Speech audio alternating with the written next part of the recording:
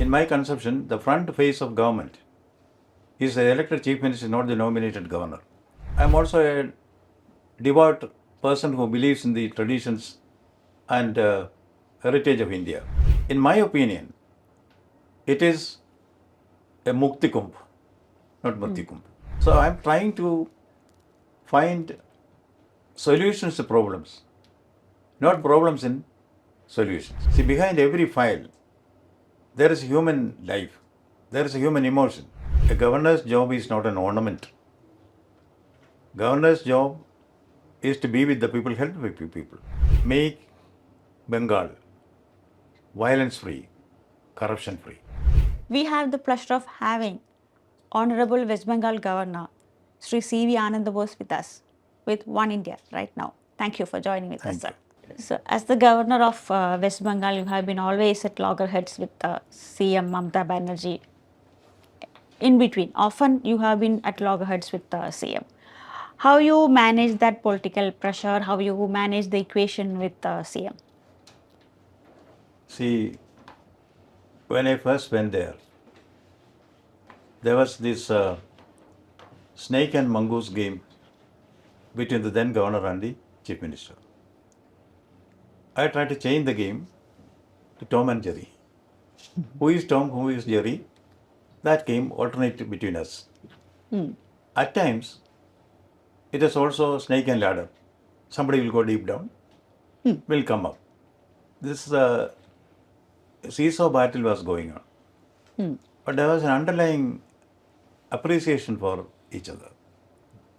I came without any prejudice.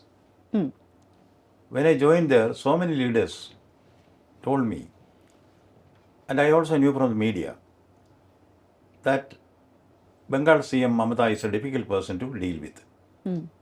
But then, I have had interaction with many difficult persons even before. If one is difficult, you cease to be difficult. Things will settle down. We started off with a very, very mode of mutual appreciation. We made it very clear also. I also told, the CM told me, that is Mamata told me, Governor sir, I have read a lot about you, I heard a lot about you. I know that you are an impartial person. I would like to continue this thing. I also said, you are the elected chief minister. In my conception, the front face of government is the elected chief minister, not the nominated governor. I will always remain in the background. I will only facilitate your job as a chief minister. I am not here to create any problems for you. I think we expressed these sentiments in the beginning itself. So the beginning was good. Then we also started conveying our opinions on WhatsApp, encrypted WhatsApp, so that public statements are public statements. Public statements are politically oriented. I, as a governor, I try to keep off politics. A political leader can always say whatever she or he wants, even about the governor. I should not take it on a personal plane. When there were some such areas of grey areas, she would explain to me what is behind the political statements that you are making. Though it was an initial discomfiture for me, I could understand that. Why in that context such a statement is made. But we had an understanding that, of give and take, mutual respect. Then at the time of election, then every political party will try any game in their advantage. There, of course, I was criticized very, very badly, even hurting my self-respect and reputation. Then I sued the chief minister for defamation. The court ordered, don't speak such things about the governor. That order still remains. That is only for a brief period. Then the CM herself told me, sir, I want to come and meet you. I said, you are always welcome. She came, she met me. For 1 hour she was with me. I don't want to come in the public domain of what we talked. But she came with the olive leaf branch. I accepted it. Now it is again we are moving on, mutual respect and understanding. And I was also told, even though we criticized you, we know that you are a gentleman. She told the press also. We know that. And in the last 2 years, you have not done any political game. That also we know. But we took some stance against you because of political reasons. The latest one was Kumbh Mela. I went to Kumbh Mela because I was invited by the UP Chief Minister. So I went there, and also I am also a devout person who believes in the traditions and heritage of India. For me, it was a very pleasant and very positive experience which I had there. But the Chief Minister made a statement that it is a Mrityu Kumbh. I said the Chief Minister, as a political leader, has every right to make comments or make her own analysis on anything happens in the country. I respect it. I may not share her views, but I respect her freedom to say that. In my opinion, it is a Mukti Kumbh, not Mrityu Kumbh. Or it's a Mrityunjaya Kumbh. I said 52 crores treat it as Mukti Kumbh. Here is one leader who treats it as Mrityu Kumbh. So it's a 52 crores against one. Let it remain there. I have no comments on that. So I'm trying to find solutions to problems, not problems in solutions. Even as an as a part of Indian Administrative Service and now as a governor, you have to always convince CMs and ministers and all. Not as a governor, of course, but there always there is a confusion or there is a clash of opinion. There is a difference of opinion with with the governments. Even now, you have to be at loggerheads with the governor, and when you were a part of IAS, you took extra effort to convince ministers over different projects and all. How you manage this power struggle? You know, the basic principles on which the IAS is based is objectivity, neutrality. If you remain objective, if you remain politically neutral, then it will be possible to convince the ministers. In every file which I have handled, I always give the pros and cons of it. Then leave it to the minister to decide which one he wants. Pros and cons will be there. Even a decision is taken which is beyond law, I'll point it out. You point it out in person. Don't criticize the minister in front of others. Don't try to belittle him. I have been able to manage this throughout my career, especially when I was handling a sensitive position as a secretary to the Chief Minister of Kerala. You know, in his own party, there were different groups. Then the opposition is there. I had no difficulties in handling any of them. We have to establish our credibility for objectivity and neutrality. And secondly, we should study the files very deeply. See, behind every file, there is a human life, there is a human emotion, which cannot be ignored. The small problems should be given big attention. I have always been trying to do that. I have been with the people. That also affects the politicians. Your credibility will also judge, they'll judge you by that. Then, of course, you know, as a matter of principle, everything is not political interference. There is political interference and political action.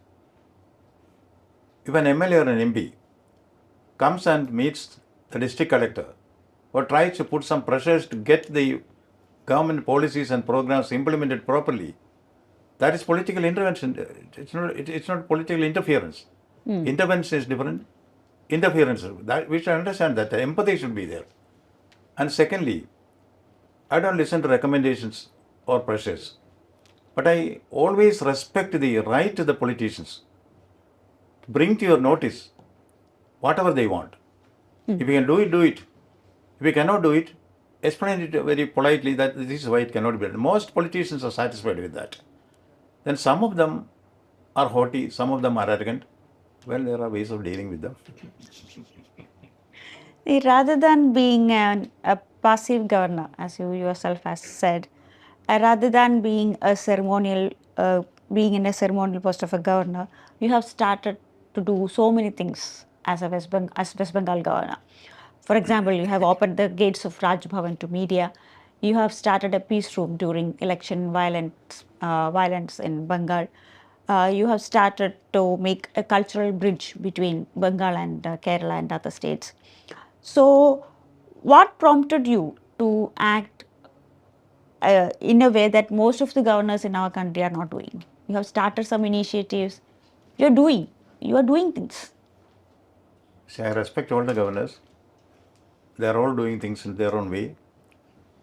As far as I am concerned, I would like to be people centric. A governor's job is not an ornament. Governor's job is to be with the people, help with the people. So when we take the oath, the first part says, I will defend the Constitution of India. The second part is, I will work for the welfare and well-being of the people of the state.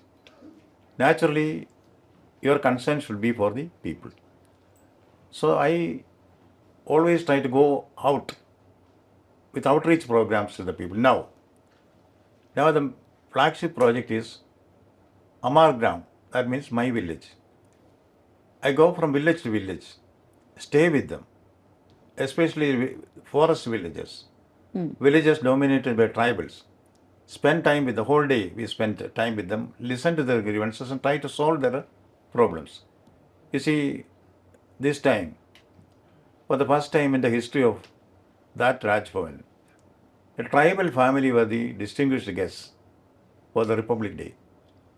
They said that we have never seen a Raj Bhavan. See, and then when anything happens, said atrocities, violence, or disasters, train accident, for instance. When the train accident took place where a lot of people died from Bengal, there was one family which lost 3 of her sons. Mother lost 3 of her sons. I didn't go to the main places where the accident took place. I went to their house. It was deep inside the Sundarbans. I tried to. I also go there with some financial assistance for those who want it. And then, when violence takes place, if I have the information earlier, I go there to prevent the violence. After violence has taken place, I go to the hospital to meet the people who are hospitalized, and also go to their houses or people are killed. Try to console them, try to help them. Then anybody can talk to the governor anytime. Peace room is for 24/7. There are people to attend the telephone calls. If anybody is keen on talking to the governor directly, I pick up the phone. One instance, I get a call at midnight, 12:30 or so. One man told me, sir, I am from Darjeeling. Some gundas have surrounded my house with bombs. Then nothing was heard. I didn't know what exactly happened. So I told the police. They located the house. They went there. They drove away the hooligans. The next day, this young man comes with his wife and child and told me, sir, but for your interference, my head would not have been on me now. See, this kind of accessibility. See, governors should be accessible. I try to be accessible to the public. That gives me a lot of satisfaction. Even as an administrative officer, you have done so many projects in Kerala, especially DTPC, Nirmiti. All these initiatives taken by you had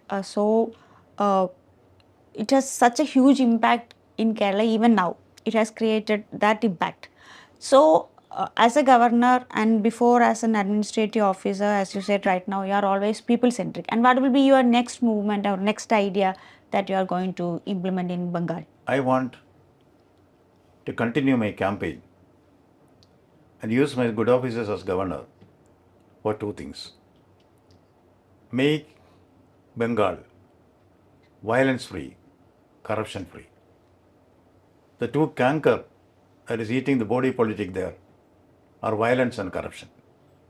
I think as governor, there is quite a bit which can be done. By these field visits and intervention against violence in the field, quite a lot of improvement is there. For instance, in the last election, the media reported, prior to that, there were about 120 deaths election time. This time it is only 36 or so. They attribute it to the intervention of the governor. So such activities I'll continue. Okay, thank you, sir.